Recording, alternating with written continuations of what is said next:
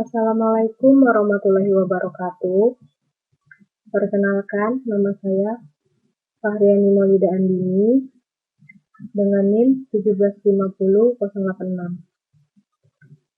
Di sini saya akan menjelaskan tentang seminar hasil saya, yaitu Sistem Pendukung Keputusan Siswa Bermasalah menggunakan metode Preferensi Selection Index.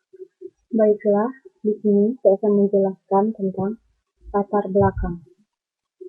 Pendidikan adalah suatu peran penting dalam upaya untuk meningkatkan sumber daya yang berlangsung sepanjang hayat. Pendidikan diharapkan mampu membentuk suatu karakter, sikap, keterampilan, serta membentuk kecerdasan intelektual, agar kelak menjadi manusia yang cerdas dan berakhlak mulia. Pendidikan juga merupakan salah satu pilar utama dalam menentukan perubahan sosial. Perubahan ke arah yang lebih maju dan kesejahteraan hidup yang lebih berkualitas. Pendidikan bertanggung jawab atas terciptanya generasi bangsa. Pembelajaran merupakan suatu proses penyaluran informasi atau pesan dari pendidik kepada peserta didik yang dilakukan di sekolah maupun di luar sekolah. Hal ini diupayakan untuk meningkatkan suatu kualitas sebuah pendidikan secara terus-menerus, baik secara konvensional maupun inovatif. Karena kegiatan pembelajaran merupakan suatu proses yang sangat penting untuk diperhatikan dalam suatu institusi pendidikan, dalam suatu institusi bidang pendidikan.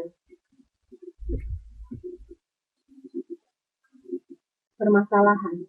Dalam permasalahan ini, permasalahannya adalah belum adanya aplikasi dalam menentukan siswa bermasalah menggunakan metode Preferensi Selection Index atau PSI.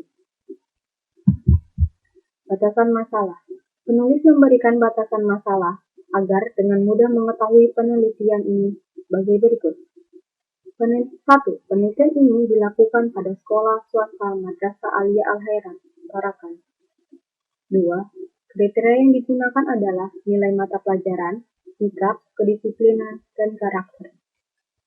3. Jumlah siswa yang diteliti sebanyak 100 orang, meliputi kelas 10, 11, dan 12. Keempat, outputnya adalah menentukan siswa yang bermasalah dan tidak bermasalah. Baiklah, selanjutnya saya akan menjelaskan tentang metode. Metode PSI atau Preferensi Selection Index merupakan metode untuk memecahkan multi kriteria pengambilan keputusan. Berikut adalah langkah-langkah dalam prosedur PSI dapat dinyatakan sebagai berikut. Yang pertama, tentukan masalahnya.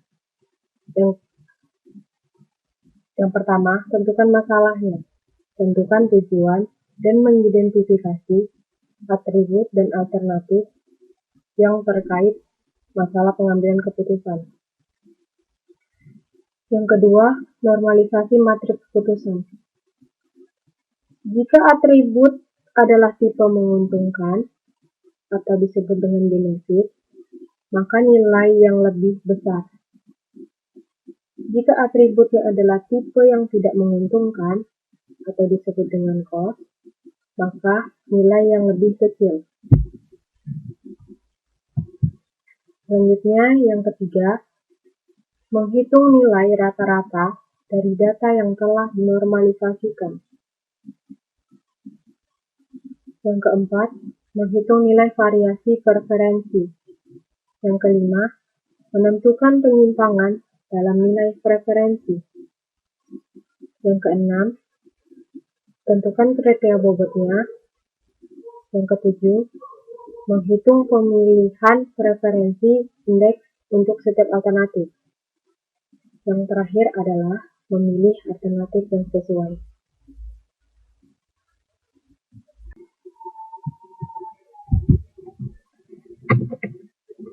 Baiklah, di sini saya akan masuk ke dalam form login. Di dalam form login terdapat username, password, dan button login dan button batalkan. Username-nya adalah name. Lalu kita mengklik button login. Setelah di button login, kita masuk ke dalam menu utama. Di dalam menu utama terdapat data siswa, data nilai, perhitungan, dan keluar. Jika kita mengklik data siswa, maka akan muncul data siswa. Lalu kita tampilkan data siswa. Di dalam data siswa terdapat kode alternatif, NIS, nama siswa, jenis kelamin, tempat lahir, tanggal, dan kelas.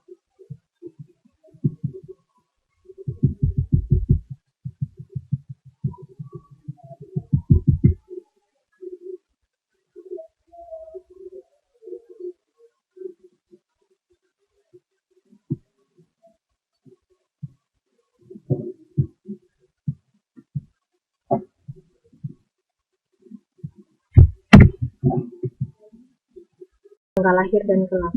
Untuk menambahkan data siswa, maka kita dulu dengan NIS,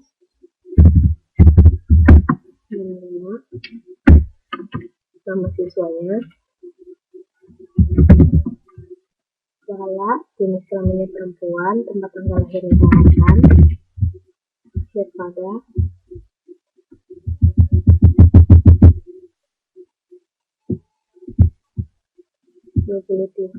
bulan 12 2019 kelas 12. Lalu kita klik button simpan.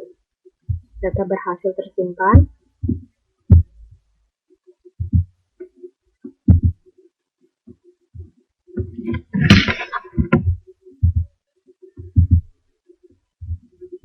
Lalu data muncul pada data grid view.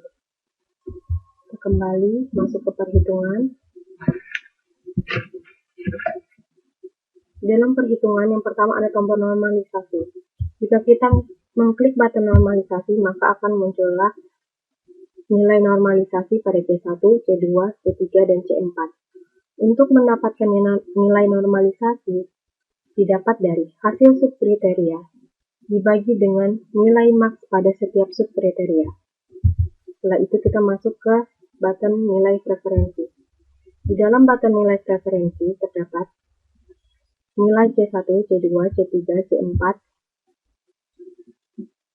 Untuk mendapatkan C2 0,05 itu didapat dari nilai normalisasi dikurang nilai rata-rata lalu dipangkatkan 2. Setelah itu dijumlahkan alternatif, maka dapatlah 0,05. Untuk mendapatkan kriteria bobot pada C1, nilai preferensi dibagi jumlah keseluruhan pada nilai preferensi.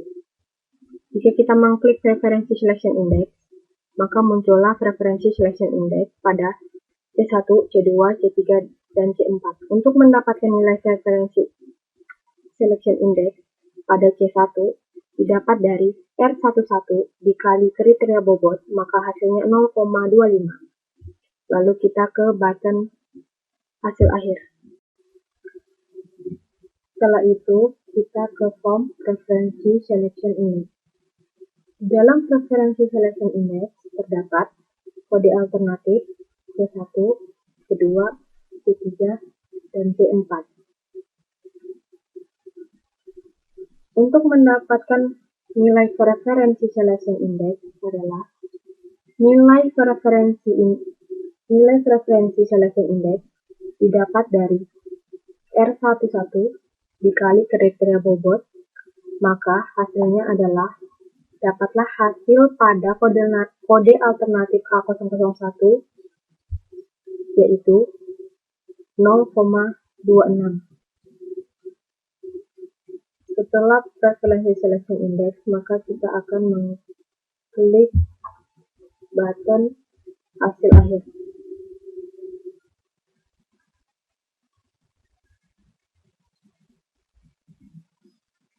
Pada hasil akhir akan muncul kode alternatif, NIS, nama siswa, dan nilai akhir. Untuk mendapatkan nilai akhir itu didapat dari jumlahkan C1, C2, C3, dan C4 pada nilai PSI, maka akan muncul hasil akhir 0,95. Sekian dari presentasi saya, kurang dan lebihnya mohon dimaafkan.